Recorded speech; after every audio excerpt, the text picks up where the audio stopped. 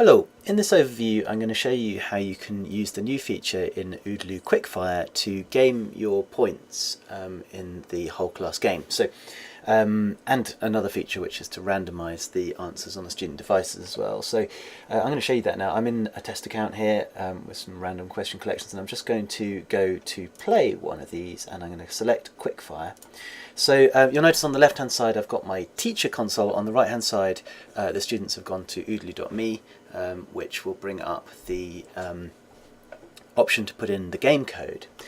So I'm going to use these two devices on the right to play as students, and this device on the left is the teacher's console, which will go on the whiteboard. So on the left hand side here you'll see that we've got these two new additional options here. The first one is to randomize the sequence of answers displayed by students, and I shan't actually show you that, but just to know that what this does is if it's ticked off as it is by default, then the answers that appear on the student's screen on their device will be exactly the same order as they are on the whiteboard. So this is for things like multiple choice, where you've got a number of items on the screen.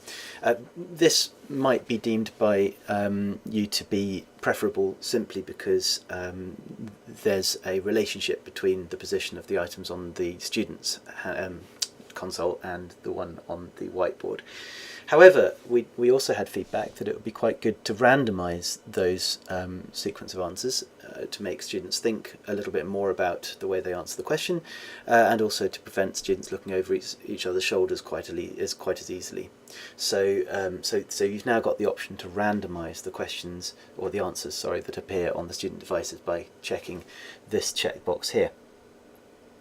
The other feature which we've just built in, which is significantly bigger, is the ability to game the points during the gameplay.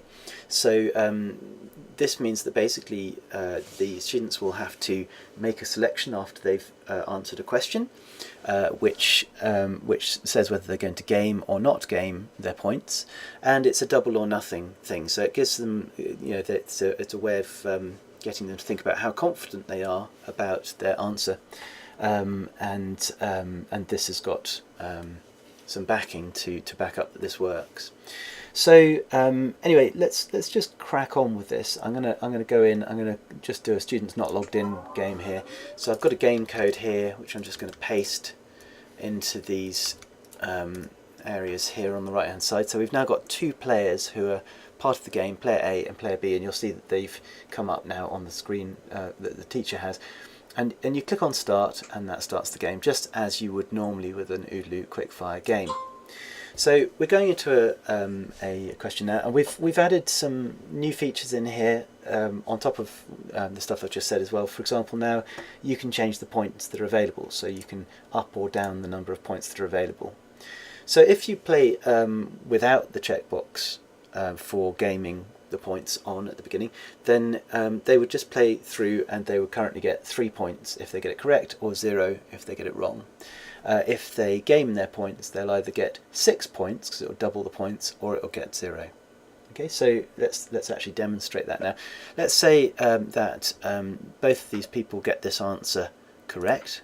Okay, and you'll notice once you click that now, there's this new Game Your Choice option here. That wouldn't appear if you hadn't selected the Game Your Choice option, of course.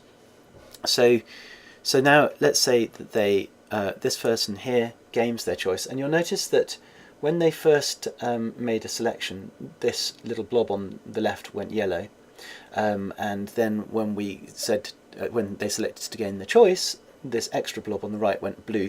Let's say that this student B chooses not to game their points, and you'll see on the left hand side it does go blue, but it's a kind of pale blue, like a muted blue. So that just shows you that the selection has been made, and it shows you whether it's gaming or not. You'll note as well, of course, we've got this second view that you can use for if you've got lots of students here, where by clicking on this toggle player list display, and this will show a version or a variant of what I'm showing as well, so that will be in there. Okay, so let's now check the answers. It checks the answers, and both of these students in this instance got this question correct, and so that's great. And if you want to, you can use this I symbol to check on the actual main screen as well, but it is by default hidden. But one of them chose to game their points and the other chose not to game their points. So when we click on continue now, you'll notice one of them has been eliminated on the left hand side. This was the one who didn't choose to game their points. Equally, if this person had got the question incorrect and chosen to game their points, it would have muted them out and eliminated them too, because they wouldn't be eligible to game their points.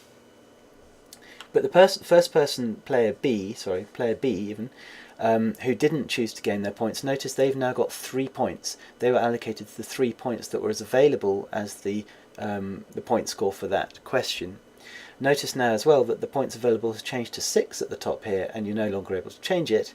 That's because we're gaming the points now, and there are 6 points up for grabs because it's 2 times 3 points.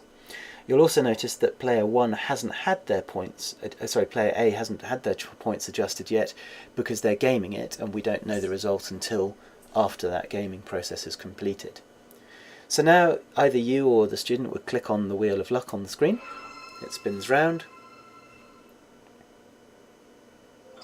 and in this case we had a win. It's a fairly random, managed random in fact, possibility of getting a correct a win or a lose on there. And you'll notice that because the wheel of luck was successful, this player has now got 6 points. Okay, so they've gained the 6 points because that's the 2 times 3 points that were available, and they're now in the lead because of that. They might have got nothing though. If they got the red one, it would have been 0. Okay, so continue. Let's do this again now. Next question. Let's say that player A gets it correct and they choose to game their points. Player B gets it incorrect and they also choose to game their points. Okay, so 2 players that are gaming their points now. Let's check the answers. And you'll see that obviously one is correct and one is incorrect as we predicted, but you don't see that on here yet unless you click the I to see that. When you click on continue now though, player B is eliminated because they got it incorrect, so they're not eligible to game. So they didn't get their points, they're still on 3, and they don't get to win if this gaming process is successful. So let's gain the points. And because that was a successful gaming points, player A has now got 12 points. So that's the gaming process, that's pretty much it. So you can use these features in quite interesting ways. So for example, you can build the tension as you deliver the class. You can build the tension and pressure that comes by adjusting these points as you go through your questions collection as you play through the game, to make it easier for example, people who are trailing behind. If there's a high number of points available, then you could they might game it and suddenly get back into the lead again, because they can make quite a big jump. So it can get quite tense and quite exciting playing like this. Anyway, hopefully that's good, and we look forward to any feedback. Thank you very much.